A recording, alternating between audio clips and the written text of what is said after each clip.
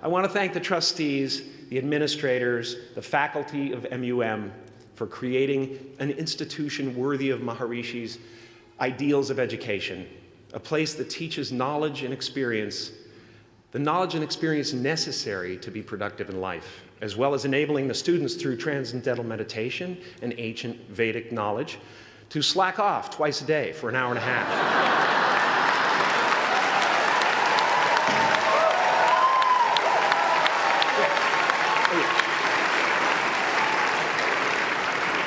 Don't think you're fooling me.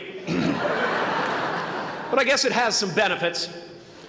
It does allow you to separate who you truly are and what's real from the stories that run through your head. You have given them the ability to walk behind the mind's elaborate set decoration and to see that there's a huge difference between a dog that is going to eat you in your mind and an actual dog that is going to eat you.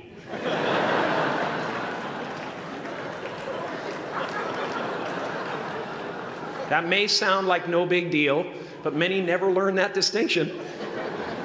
And they spend a great deal of their lives living in fight or flight response. I'd like to acknowledge all of you wonderful parents. Way to go. What a fantastic job you've done. For your tireless dedication, your love, your support, most of all, for the attention that you paid to your children. I have a saying, beware the unloved, because they will eventually hurt themselves or me. But when I look at this group here, you know, I feel really safe. I do. I'm just going to say it. My room is not locked. My room is not locked. No doubt some of you will turn out to be crooks. But white-collar stuff, you know, Wall Street, that type of thing, you know, crimes committed by people with self-esteem. Stuff parents can still be proud of in a weird way.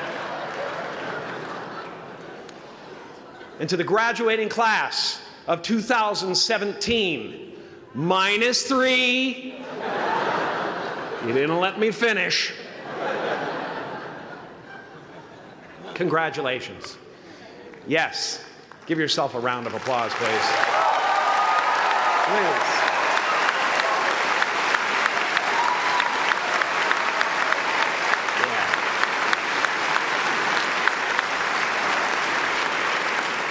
You are the vanguard of knowledge and consciousness, a new wave in a vast ocean of possibilities. On the other side of that door, there's a world starving for new ideas, new leadership. I've been out there for 30 years. She's a wildcat. Oh, she'll rub up against your leg and purr until you pick her up and start petting her, and then out of nowhere, she'll swat you in the face. It can be rough out there, but that's okay, because there's soft serve ice cream with sprinkles. I guess that's what I'm really trying to say here today. Sometimes it's okay to eat your feelings. My father could have been a great comedian, but he didn't believe that that was possible for him. And so he made a conservative choice. Instead, he got a safe job as an accountant. And when I was 12 years old, he was let go from that safe job. And our family had to do whatever we could to survive. I learned many great lessons from my father, not the least of which was that you can fail at what you don't want. So you might as well take a chance on doing what you love.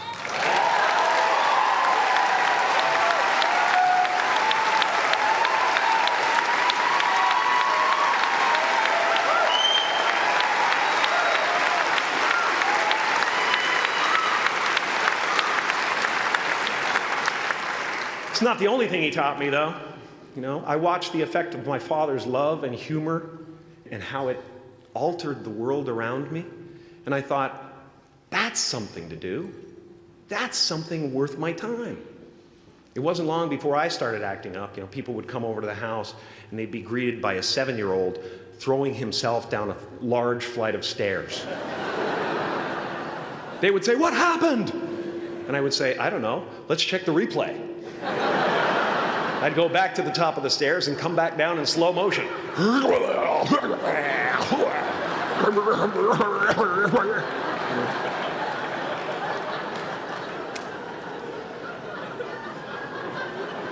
It was a very strange household. My father used to brag that I wasn't a ham, I was the whole pig. And he treated my talent as if it was his second chance. When I was about 28, after a decade as a professional comedian, I realized one night in LA that the purpose of my life had always been to free people from concern, just like my dad. And when I realized this, I dubbed my new devotion the Church of Freedom from Concern. The Church of FFC.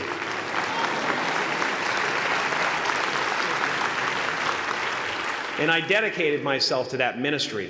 What's yours? How will you serve the world? What do they need that your talent can provide? That's all you have to figure out. As someone who's done what you're about to go and do, I can tell you from experience, the effect you have on others is the most valuable currency there is.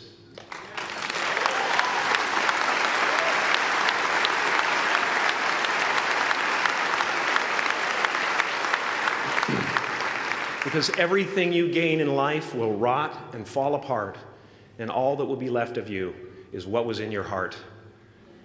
My choosing to free people from concern got me to the top of a mountain. Look where I am. Look what I get to do. Everywhere I go.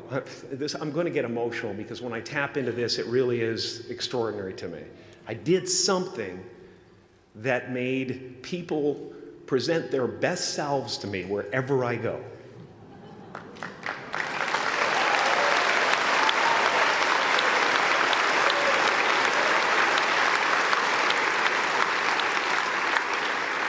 I am at the top of the mountain, and I was, and the only one I hadn't freed was myself, and that's when my search for identity deepened.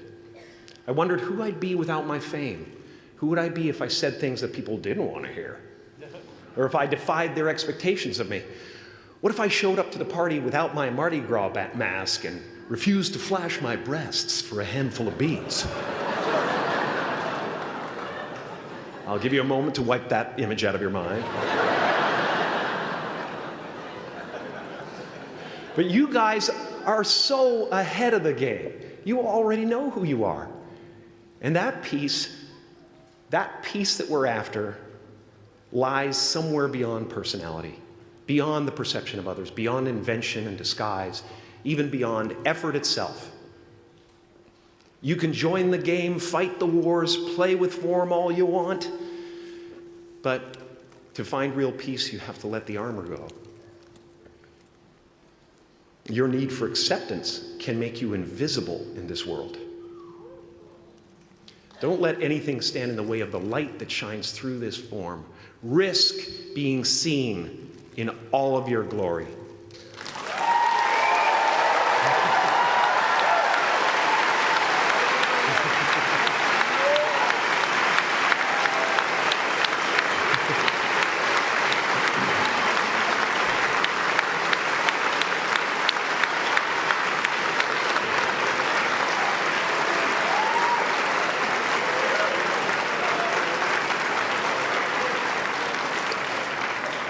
It's not big enough. This painting is big for a reason. It's called high visibility. It's about picking up the light and daring to be seen. Here's the tricky part. Everyone is attracted to the light. The party host up at the top, who thinks unconsciousness is bliss and is always offering to drink from the bottles that empty you. Misery below her. Despises the light, can't stand when you're doing well, wishes you nothing but the worst. The Queen of Diamonds, under him, needs a king to build her house of cards. And the hollow one down bottom there will cling to your leg and say, please don't leave me behind, for I have abandoned myself. Even those who are closest to you and most in love with you, the people you love most in the world, will find clarity confronting at times. This painting took me thousands of hours to complete.